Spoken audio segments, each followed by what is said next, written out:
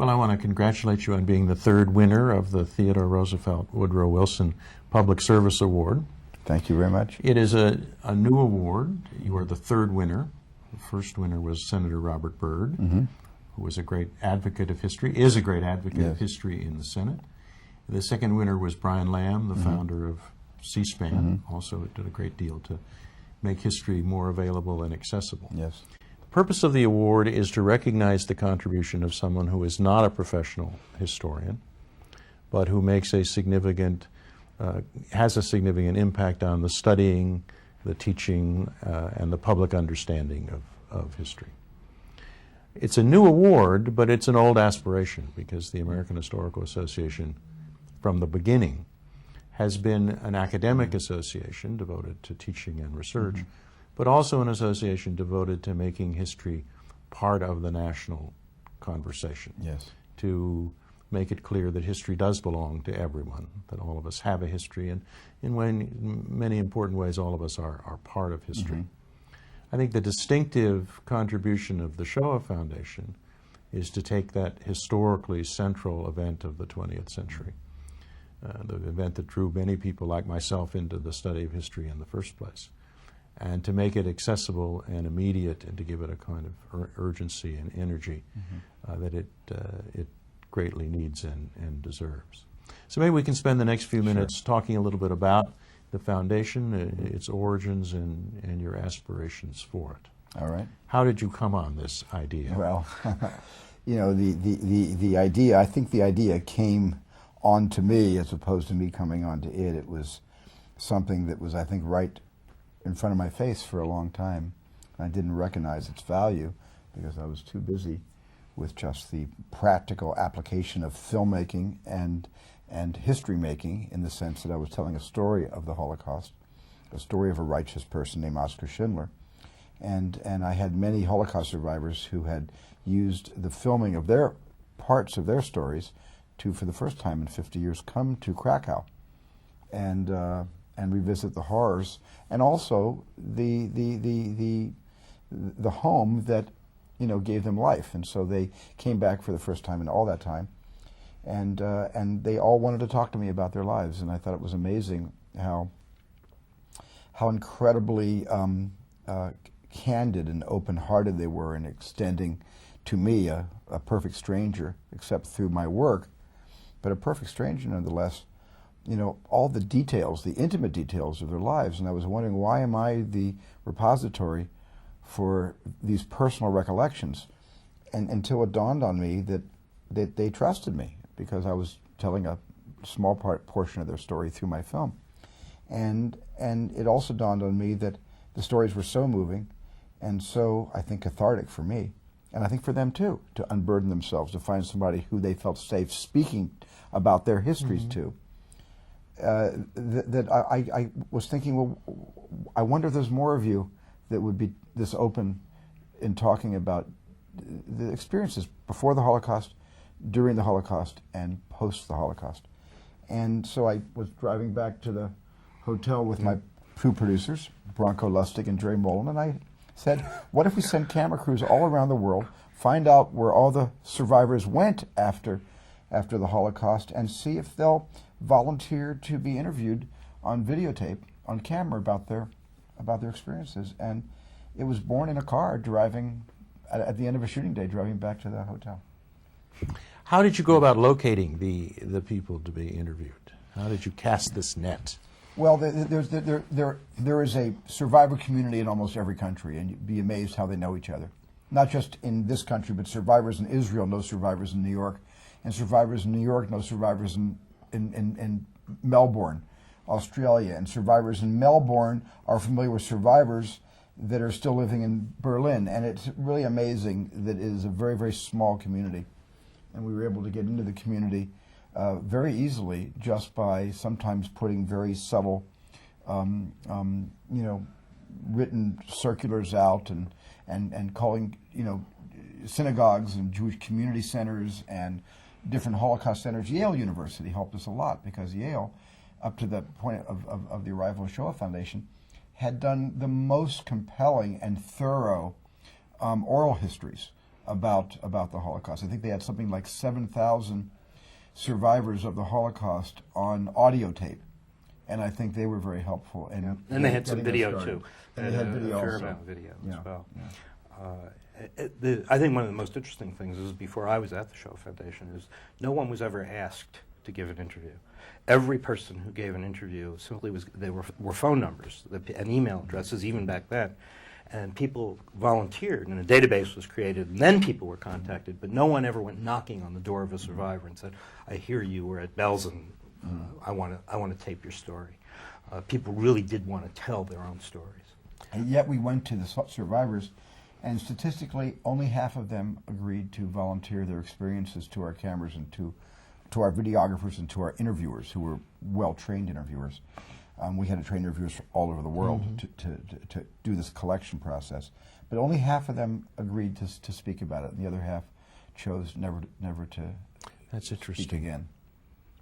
I noticed in the instructions to your interviewers, which I thought were very astute and well done, you encourage them to let the interviewee tell his or her story. That is, to recognize it's their history and they should tell it. Nonetheless, did that produce some common patterns? Were there some themes that drew these, or at least a number of these 52,000 together? Well, I think that there are so many, common themes. If you compare the testimonies as all of us had, and you put them up against each other, and you even play them, you simulcast them, you find that one of the first themes, which is common among all survivors, is the deep-seated guilt about survival. Why were we selected to survive? Not why were we selected to face extermination. There was less of that, self-pity. Hardly any of that, but so much in common had to do with why were we chosen to survive? Why do we deserve to live beyond 1945? When survivors are asked the question, how did you survive, very rarely do people say, well, I was smarter than everybody else, or I was tougher than everybody else. They say one of two things. It was a miracle, or it was just luck. Now, when you hear their stories, you discover, of course, that a fair amount of toughness and brains were also involved. But being tough and smart, they know, was not enough. It's actually one of the most moving things that comes through almost all these testimonies. The ones that Stephen and I can understand, since they're in 32 languages. But I would listen to them every day because they were going through our big server, and I had a kind of little conduit line right to my office, and I had 15 channels of Holocaust survivors. The last 7 channels were in foreign languages, and then the first 8 channels were in English, and I could listen to the ones in English. But I'll tell you something amazing. I would just as often listen to the ones in a foreign language, and even though I did not understand Romanian, did not understand Bulgarian, did not understand German, did not understand any of the 37 languages, I think, the 32 languages the survivors spoke to our videographers, I understood exactly what they were saying. The faces are amazing. I understood through their eyes and through their intonations and through their gesticulations exactly what they were communicating to us. And Jim and I were talking about this a little bit earlier. People ask us why we don't do transcripts. And we don't do transcripts. And I always say, because a transcript does not contain all the information that's in the interview. A lot of what's in the interview is on the face, it's in the hands, it's in the body language, and the words on the page don't begin to capture all of that. Imagine what how slavery would be perceived today in the classroom.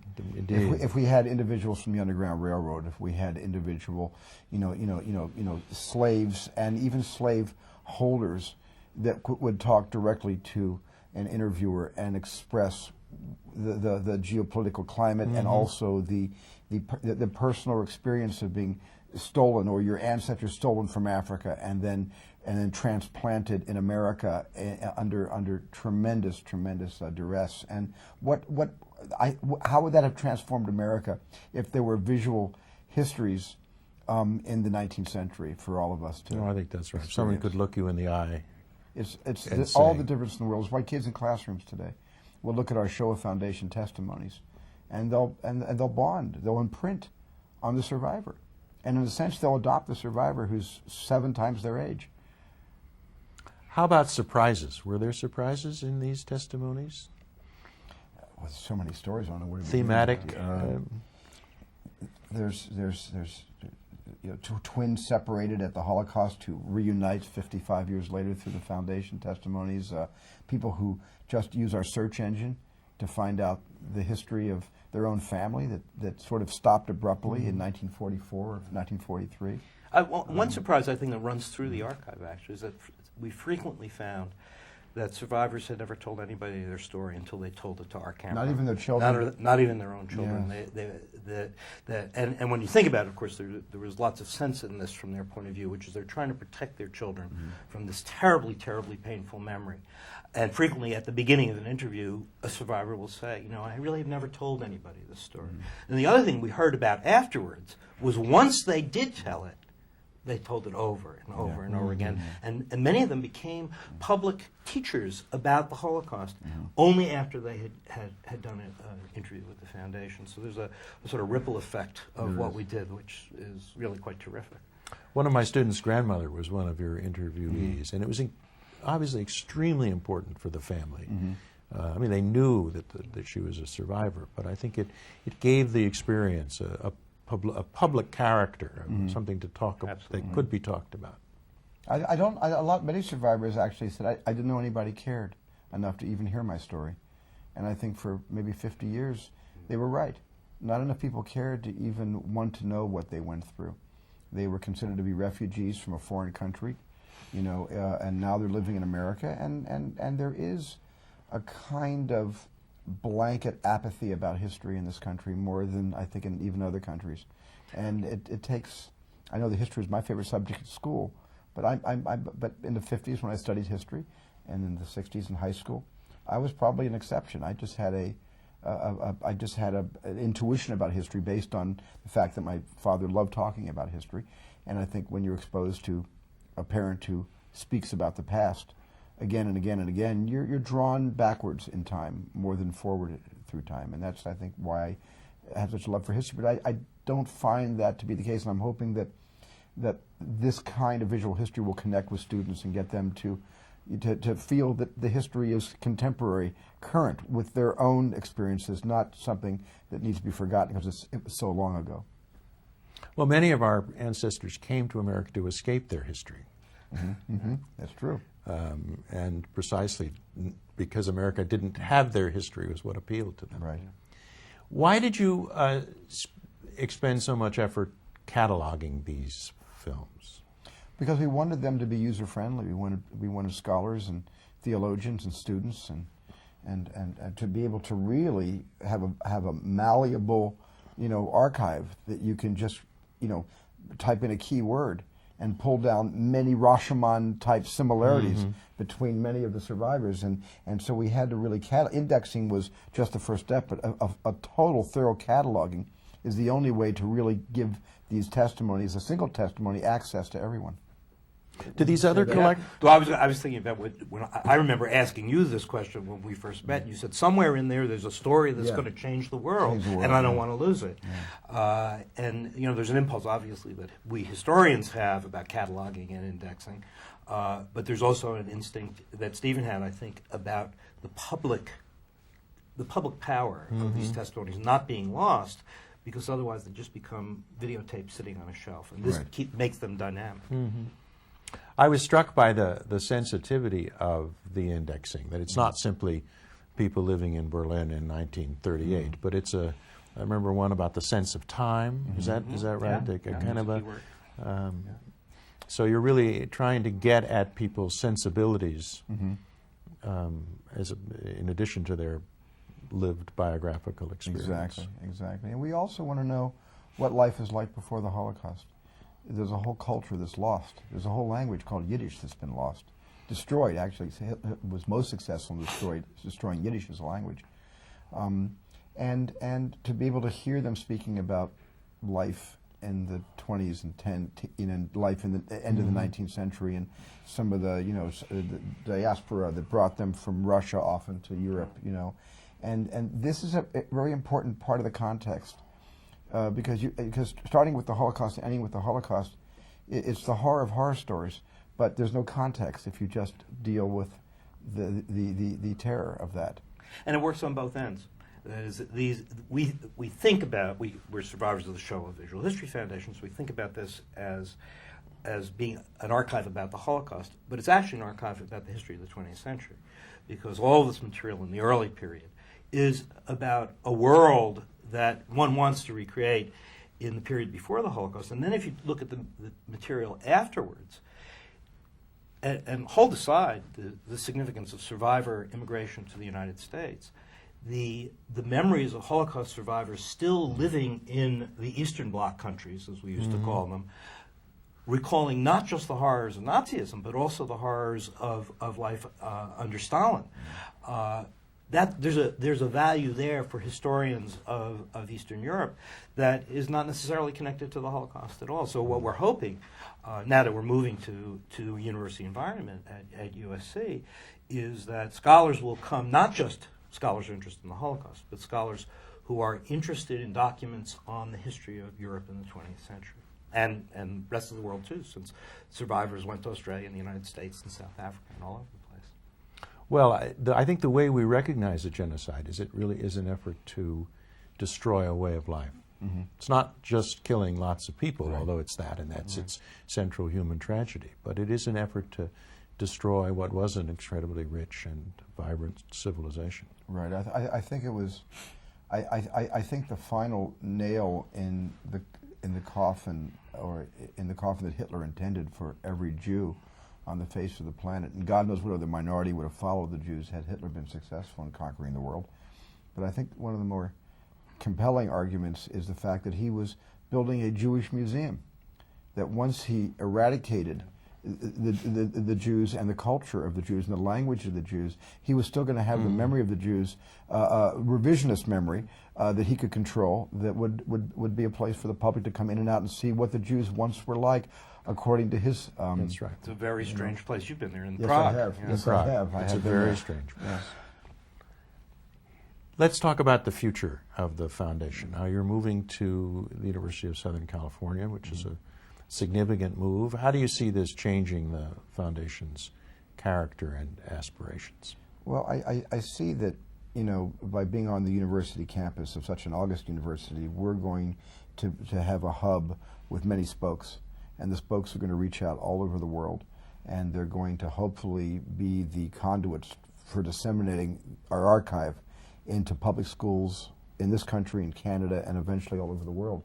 And what better place for scholars to come? They're there already on a university campus to be able to do this work, and that I think we'll have a wonderful partnership with USC in trying to figure out the third act. I call this the three acts. The first act was to rescue the testimonies before time ran out for the survivors of those testimonies. The second act was the indexing and cataloging, so the archive would be approachable. And the third act was disseminating the archive to schools and to young people who need it the most now more than ever. And I think, do you agree that the campus is the best place for that? Absolutely, and it's one of the functions of scholarship. And I know it's something the AHA feels very strongly about. One of the functions of scholarship is to make that connection between the work that scholars do and the communication of history to the past, communication of information about the past to young people. And this medium, I think, is uniquely adapted to that. One of the things we're working on very hard, and we'll continue to work on at USC, not only with our colleagues in history and in other disciplines, but also with the USC School of Education and the Cinema School and the Annenberg School of Communications, has to do with precisely this problem. What is it going to be like in 50 years to study the past when there's a lot of video, not just our video, but a lot of video, and how can the work that we do contribute to that effort? I was thinking last night as I was going over our plans for today about the line from Milan Kundera's novel, The Book of Laughter and Forgetting, in which he says, the struggle of humanity against power is the struggle of remembering against forgetting. And it seems to me that the reason this prize is so richly deserved by you and your foundation is that you do struggle on humanity's behalf against forgetting and for remembering things that are painful but all too important to remember. Thank you. Well, those words are my prize. Thank you for that.